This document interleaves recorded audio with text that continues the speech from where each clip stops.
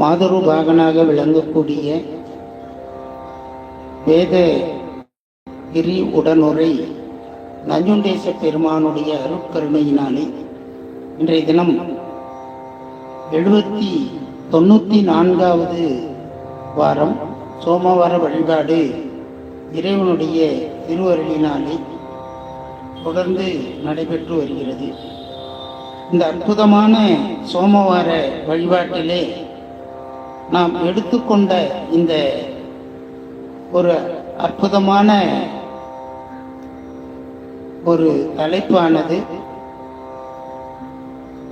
தில்லை சிதம்பரத்திலே கோயில் என்று சொல்லக்கூடிய சைவர்களுடைய புகலிடமாக திளங்கக்கூடிய அந்த சிதம்பரத்திலே 12 திருமுறைகளையும் அருளி செய்யப்பட்ட ஒரு ஒப்பற்ற ஒரு தலமாக விளங்குகிறது. இந்த தலத்திலே அருளி செய்யப்பட்ட தேவாரங்களும் அதனுடைய தொடர்ச்சியாக 8ஆம் திருமுறையிலே இருக்கக்கூடிய திருவாசகம், திருக்கோவையார், 9ஆம் திருமுறையிலே அருளி செய்யப்பட்ட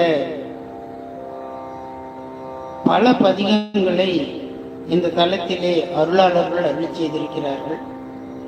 11ஆம் திருமுறையிலே கோயில் நன்மணி மாலை, கோயில் திருப்பன்னியர் விருத்தம், பொன் வண்ணத்து அந்தாதி போன்ற 11ஆம் திருமுறைகளும் இந்த தலத்திலே நமக்கு அருளி செய்யப்பட்டிருக்கின்றன. பெரிய புராணம் இந்த தில்லை சிதம்பரத்திலே அரங்கேற்றப்பட்டது என்பது அனைவரும் அறிந்தது. இந்த தலத்திலே தொடர்ந்து ஒவ்வொரு பதிகமாக சோமவார வழிபாட்டிலே சிந்தித்து இல்லாமல்ல தில்லை கூத்த பெருமானுடைய அருளை நாம் பெறுவதற்காக இந்த சோமவார வழிபாட்டிலே ஒரு சங்கல்பத்தின் பேரிலே தொடர்ந்து விண்ணப்பம் செய்து வருகின்றோம். அந்த அடிப்படையிலே 2 முறை சுந்தரர் பெருமான் தில்லைக்கு எழுந்தருளுகிறார். அதிலே முதல் முறை சுந்தரர் பெருமான் எழுந்தருளிய போது அருளிய பதியங்கள் எதுவும் நமக்கு கிடைக்கப்பெறவில்லை. 2வது முறை இந்த தலத்திற்கு எழுந்தருளுகின்ற பொழுது ஒரு குறிஞ்சி பண்ணிலே ஒரே ஒரு பதிகம் மட்டும் இங்கே கிடைத்திருப்பதாக சொல்லப்படுகிறது.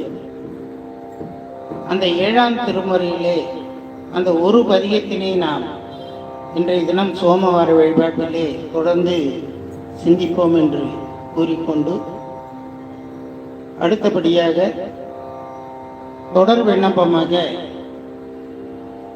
திருவாசகம், திருக்கோவையார் போன்ற பதிகங்களை எல்லாம் நாம் விண்ணப்பம் செய்வோம் என்று இந்த நேரத்திலே கூறிக்கொண்டு இப்பொழுது விண்ணப்பம் செய்கின்றோம். பண் குறிஞ்சி